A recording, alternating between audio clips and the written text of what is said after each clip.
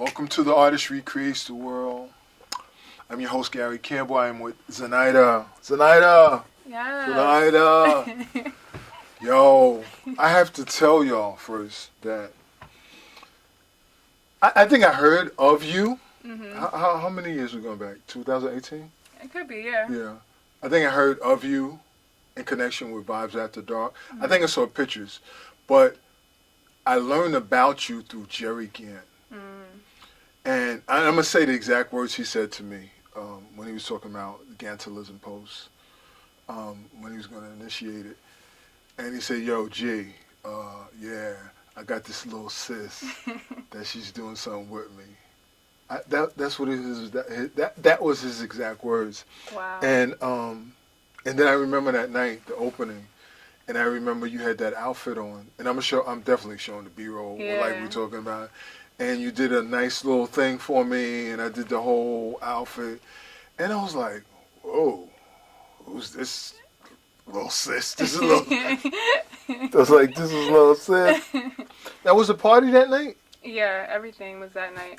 Yeah. That was a remarkable moment, just thinking back. Like, I think I like talking about, like, conversations like this remind me about, you know, those experiences. But yeah, that night was amazing. We kind of did some illegal stuff, you know, in a way, and that was very much true to my roots. Like, that's what artists do. Yeah, but my start to coming to Newark was to come to art shows at this place called Submerged when I was like 17, and we had one outlet for the whole place, you know. So that was right on Market Street. Now it's like above the pizza shop or something, like, you know. Yeah, so I've pretty much just been following my spirit this whole time. No, that's cool. Yeah. I love that you know, I talked to you earlier before we started, and I told you what we were going to cover, but I love that you went in that direction to talk about that Gantilism Post and Vibes After Dark was like a little illegal, because when Jerry talked to me about it, and he was like, yo, gee, this is what I'm going to do. And I was like... We almost didn't have it. We almost didn't have it. I was like, Jerry, but it don't... He was like, yeah, gee, bro. You ask for permission after. You don't really need to do that. You just make it happen, and that's all I've been doing. Like, I've just had to make do with what I had. I couldn't really make an excuse. Like, of course I wanted to, you know, have events in big places, and, you know, but I couldn't afford that, you know. And it was really about the people for me, and it was also about my own healing, like, very much.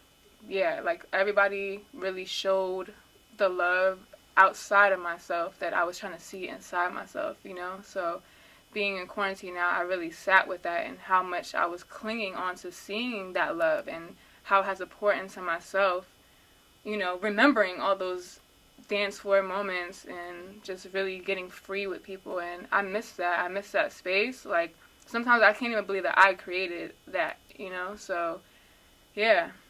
Yeah, and I wanted to talk about being an OG, and I remember going, and I know Jerry was there, but the party. Yeah. And we had it all I'm an organized mind. Like, if somebody paid me to do what I do, we would be lit. But I think about everything. I think about how people enter a space. I think about how they feel. What's their first reaction? I think about, like, the sounds, the colors. Just with little to no budget, you know. So I think about that. I think about how it's orchestrated. Like, people would come into that particular event and buy their ticket and patronize his art and his business, and then they would have to, you know, buy a ticket and find out there's a whole party next door. And that's something that's just out of a dream. That was straight up underground. Yeah, straight up. Like, if you knew, you knew. And if you purchased a ticket, you can go next door. But if not, you're not coming in. You know what I'm saying? And it wasn't about the money, but it's like we put time and effort. I had my friend Kenzie come and help me paint the walls overnight. We had to sand that place, paint it with little oops paint at Home Depot. You know what I'm saying? Like, just from scratch, just a place that was desolate and just sitting there vacant for years that they're now selling. You know what I'm saying? So just having that was very historic, and I love that we're talking about it, because that was like the last time I really partied with Jerry, you know what I'm saying? Or the only time. He never came to my events. So when he asked me to do that, I was like, you really asked me to do an event, you never even came to mind, you know? So he just trusted it. We went with it. I took some time that week, and we killed it. You know what I'm saying? So y'all killed I don't it. even think I didn't even have a real photographer that night. I usually always have a real photographer, a real videographer. Everybody who was there experienced it, and they can talk about it. But there's little phone clips, but that's it. That's beautiful. I mean, Yeah. I think that's the most powerful art, especially in this kind of age where everybody has phones to record. But Gantilism, Outposts, Yeah. and Vibes After Dark, I agree. That was a special night. And when Jerry got up and he was DJing, Yeah. yo, Yeah. and he went into his Rastlaman talk. Yo, that was like, yo. That's just, he was very free. He was very in his Yo. bag. You know, I feel like it was an intergenerational occurrence. Like, the fact that I was like Oh, my 25 and this man's like 50s or whatever, but like, it was just a shared experience. It was like, it was just so much love. I feel like I remember a video clip of me dancing, and I just like, the moves just came so natural to me that night. I was in my bag. That energy was crazy. I was in my bag. Energy like, was crazy that Yeah. night. I have slow motion of Inside the Party. Yeah. And it was like an old time, like it was like an old school party when everybody was on Yeah. everybody, and we were just like going at it. I'm so thankful. Like, I'm so thankful for the help. Like, thank you to my family or my friend who just, you know, was willing to be there and like hold down the you know, table and like help me with people, like sister letting people in. Like, if it wasn't for them, I don't know if my events would have been so trusted and well ran. You know, they had my eyes when I couldn't, because I had to host and be responsible for people's safety, and you know, I just wanted to enjoy myself too. So, Which is very hard to do when you're doing the event, when you're promoting the event, or you're a leader in the event. yeah, but I think everyone understood that it was home. Like, it felt like everybody had a responsibility to make sure no funny business happened, and I can't really call any funny business in 5 years of doing events, really. You know, it's always been love. I went to also Vibes After Dark at one that was at Index.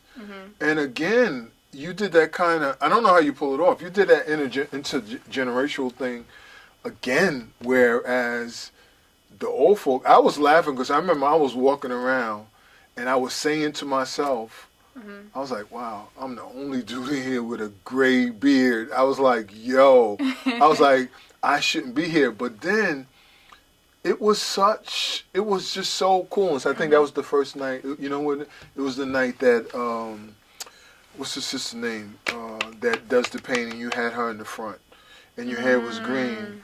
My hair was green. Yeah. I know. I'm thinking her IG, golden underscore. Yeah, Andrés. Yeah. Andrés. Andrés was painting. That's the first time I saw her. And it was just, so you have that propensity to create these kind of events. You like that, yeah. It's just like, I feel like a little kid. Like, no. I'm like. Right, but I don't. We're born at these times in life where these stars are aligned and these planets are aligned, and we have this kind of thing on us to do certain things. And when we do those things, you might not be able to see it. You might not even be the feeler. You be like, oh, wow, I just got that done. How did I do that? But you do it over and over again. And you realize people say the same thing. It was like, wow, Vibes After Dark was cool. How'd you do that? And you're like, oh, okay, it was cool. Yeah. You know, talk about your own artistry, the other things that you want to do that you can share. She took a breath. Talk about my own artistry. Sometimes it feels like I'm very hard on myself. Like, I feel like I haven't really produced anything or my best work or whatever, because I am a master of many talents, you know? So sometimes I know how people are looking at me, but I'm like, I'm looking over here. I'm looking over there at where I want to be, you know? So just grounding myself and being present with what I have done, and the impact I have made in people's lives, whether, you know, just one-on-one or just from them coming to my events. I'm like, that's my art. Like, all of it, my life is my art. My life is about letting go, and just getting free, and, removing myself from the white gaze, like I really don't want to view myself that way. I did that already when I was growing up, and I just don't care anymore. Talk about the white gaze, how you see that. What's that to you? Like it's very much uncomfortable. Like I don't really feel like the idea of success that was portrayed to me growing up, the idea of happiness, the white picket fence, that's never going to be my life. You know what I'm saying? And I have to be happy with what I have, and it's worth more than money. It's worth more than fame. It's really just about spirit and God and how I walk that path, no matter what is going on in my life, no matter how far I fall, like I always am led back to myself and led back to God, and it shows, but sometimes I gotta let people go, sometimes I gotta change my own self, but it really reflects in everything that I do. I can't do vibes without being, authentic. I can't do it. Nobody want to come near me, you know what I'm saying? If somebody wants to, appreciate my light in a certain way, I have to be ready for that, because you can't pour from an empty cup. So, yes. Yeah. True yeah. True So I think that kind of went all over the place, but no. Mm-hmm. That's fine. Because you're sharing. Because I do the series because other people, there are other artists that we all want to figure it out. And I don't know if it's a figuring out. It's just being comfortable in being, and that's what you're saying. Yeah. I had an artist early, and that's what they would talk about. I was like, people want to be cool, Lyle, and cool, dope, all that. That's just the vernacular. That's what we say. But you have to be, and you have to be comfortable, not necessarily copying other people, but can you be still and find out who you are and what you're going to do? Yeah. Right.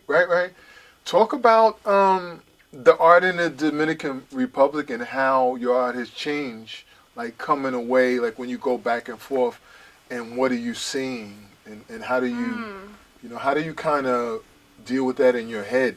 Yeah, that's another perspective I have. Like, I'm black, but I also know that I don't have to be here. I could be living in the tropics in my grandma's house, fine. I choose to come back to America. Like, of course, I'm a citizen here, but, like, it's for the people. I love the conversation. I love the connection. I love the art. When I go to DR, I've been going, like, consistently every year for the past, 5 years as an adult. My grandma lives out there. And I go there to reset. I go there to just connect with the roots, feel the sun. Just be one with nature. And really just learn the simplicities of life. Like, I can pull up to anyone's house there and they want to feed me. They want to just give love. I feel more love over there naturally when nobody wants anything from me. Nobody asks me for money. Some people have that experience with family, but they don't. They make their happy living, and it's beautiful. It just centers me. It shows me what's really important in this life, and it's about the connection. It's about the intangible things. I can't take nothing with me, and it's kind of like it kind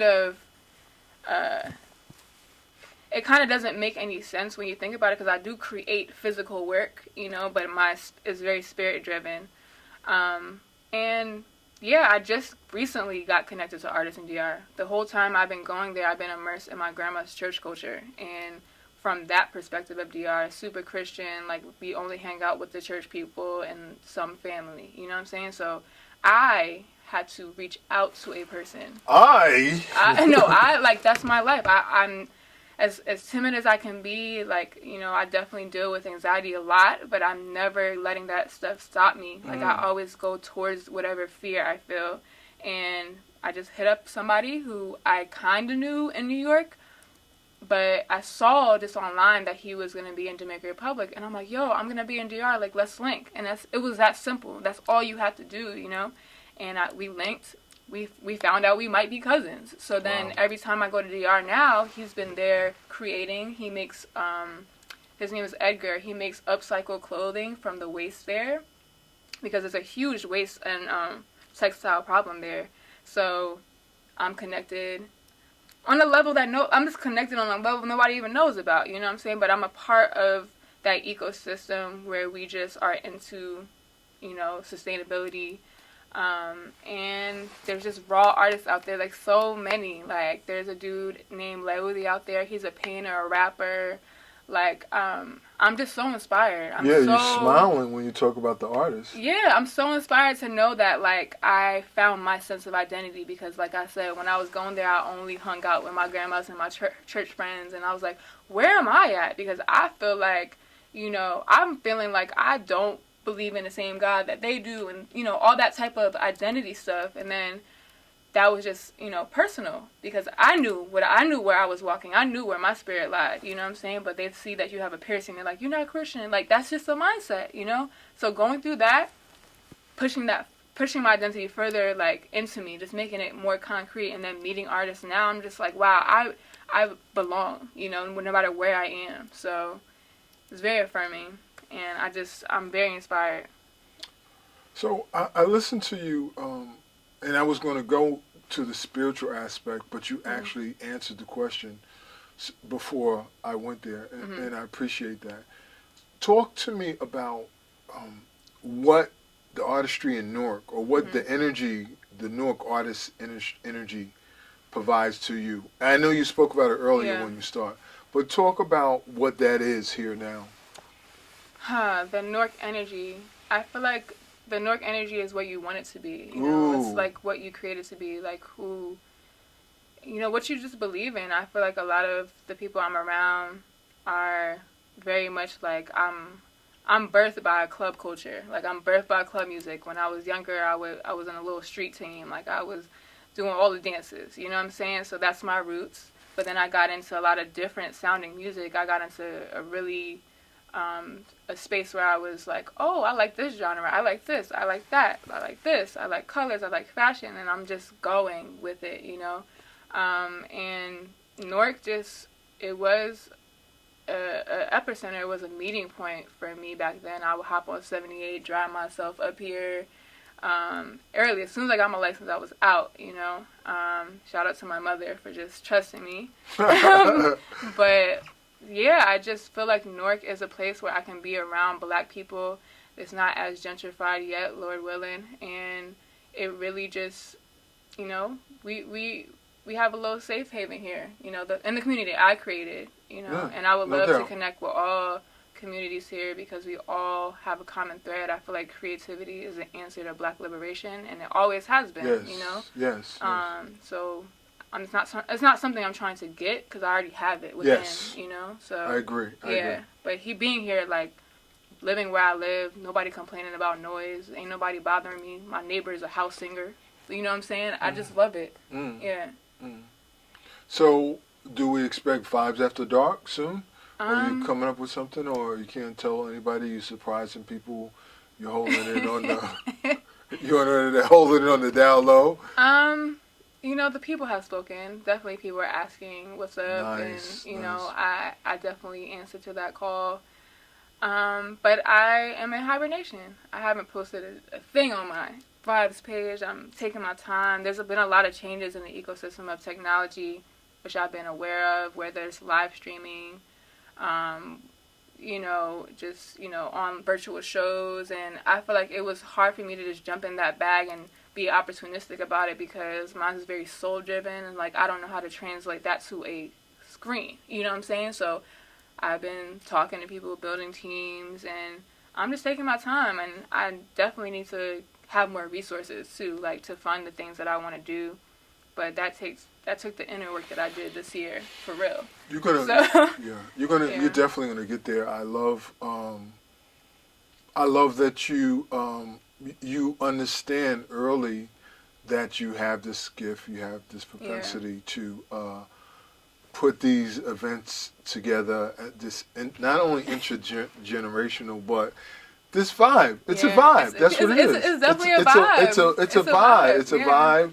And I look forward to you backing, now I'm getting ready to say back into it. I'm not backing into it, but I believe spiritually that your spiritual work will open that door in a way that you can't really physically see in your mind. No. Yeah, but eventually, that's why I wanted to say backdoor, because a lot of times spiritually, whether it's our ancestors or whether we believe in God or the higher power, what happens is it happens, but it doesn't happen in the way we think it's going to happen. No, never. God's plan is always better than mine. No matter how much I think I plan something, it's like His plan is always better, like all the time. Yes. Yeah, like I always get grounded in that, and that's just like, so I pick up like wisdom along the way. And yeah, I'm like, this, whatever's happening right now is more beautiful than I could have just thought about. But this year was really hard. I kind of went through a space where I couldn't even stand up, like I was on my floor in my house, you know what I'm saying? I learned from I learned about all parts of myself. I learned what God really is, and yeah, so yeah, you're going to be in a different place. I mean, the events are going to be like, you sound, you sound like almost, it's so funny. And I always have to refer to it because when I speak to artists, to me now, artists are just a translation, or I don't know if translation is the right word. Artists to me are, it's almost like they're removed from their indigenous culture and they're moved into this culture, but the shaman in them, the spiritual person in them, the mother of the magic in them, it remains there. So it begins to come out here and manifest here.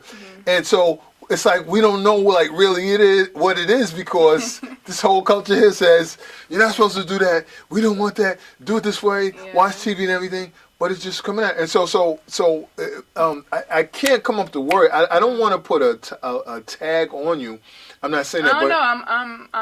I'm anti everything that I want to do. Like I'm pretty much like that's how I learn. I learn by kind of like just not like I don't involve myself in groupthink. You know what I'm saying? Like I grab in from different things, but I don't identify with one way of being. Like I am creating my life is my art. Right. I literally am like, ooh, I like this. I'm studying this. Like it is a journey, and I am not. I'm just really. I had to create my own community. I had to create it. Oh. And I don't. And I'll say this. And I'll say this again. Like I only want to be followed by leaders. I don't want nobody to follow me who's not a leader themselves. Like I just don't want that. You can lead. Tell them that. Tell them that. That's your truth. My name is Zunyda, and I only want to be followed by leaders. Yeah. Look at that smile she has on that face. That's the confidence that she believes and knows what she's saying. Where can they follow you on? I know you say you're up to great stuff. But. No, you can follow me on Instagram for now. Maybe you'll run into me, magically. But at Zunyda, at ZUNYDA, or at Vibes After Dark, at Vibes After Dark. Zunyda, thank you so much. Vibes with an S, by the way. I'm just so full. I told you I feel like talking today. You said you knew that? I did. I just literally, before we got here, I was on my stories. I'm like, I don't know, I'm in a talky mood. Like. Thankfully, she was in a talkful mood when she does the interview with the artist, recreates the world. Thank you. Continued success. Thank you. I know you will. You're going to make it happen. Yeah, Jerry believed that for me. The last time I ever saw him, I guess he knew it was about to be like his time to go, but we were out. I think it was like, one of those arts nights out type thing. I got footage of that. Yeah, and on Halsey Street. No, it wasn't. It might have been on Halsey Street. We were doing a walk. A walk. Like we came from. It was you and what's the other girl's name? Kenzie. Yeah. Yeah. Okay, so maybe you do, but like that was the last time I saw him, and he was just saying something cryptic like he does. Yeah. He was like, yeah, you gonna be this person or do this, or he just, and I'm like, okay. He's like, I'm not even gonna tell you. I'm like, okay. Yeah, Jerry's. Yeah. See, people don't realize Jerry was I use the word shaman, but Jerry was a spiritual worker, okay? And what people don't understand is spiritual work. A lot of people don't understand is spiritual work is closely tied to the artistry. Yeah, and you're not gonna be liked. Like, I feel like people in this day and age, like, you know, oh, I want to be liked. And it's like people who are making the truest change are not gonna be liked. Jesus wasn't liked. You know what I'm saying? All the way. You know, until we hear his story and what he knew and what he wrote down. You know, but you have to. People are not gonna like me. People are not gonna like that. And maybe they'll hear my story later. I understand, but I don't care anymore.